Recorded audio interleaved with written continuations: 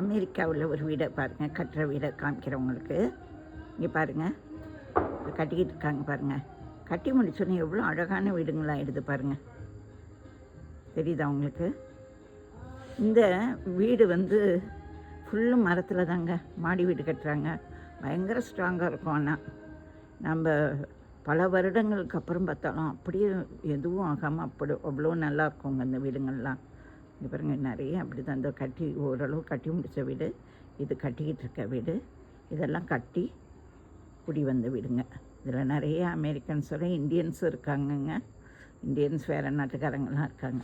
இது ஒரு குட்டை ஒன்று தெரியுதாங்க, பாண்டு. அந்த பாண்டு வந்து செயற்கையாக உருவாக்குனது. ஏன்னா நீர்நிலையை பாதுகாக்கிறாங்க.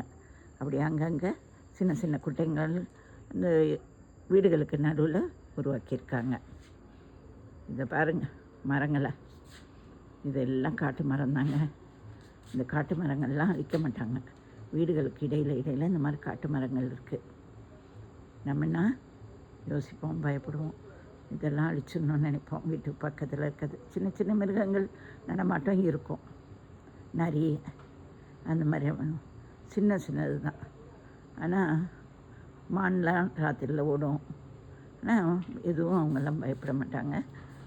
இரவில் இங்கே லைட்டே வந்து ரொம்ப போட மாட்டாங்க. ஏன்னா இயற்கையை பாதுகாக்கிறாங்க. அப்படி பார்த்துட்டிங்கல்ல? சரி, என்னையும் பார்க்கணும்ல.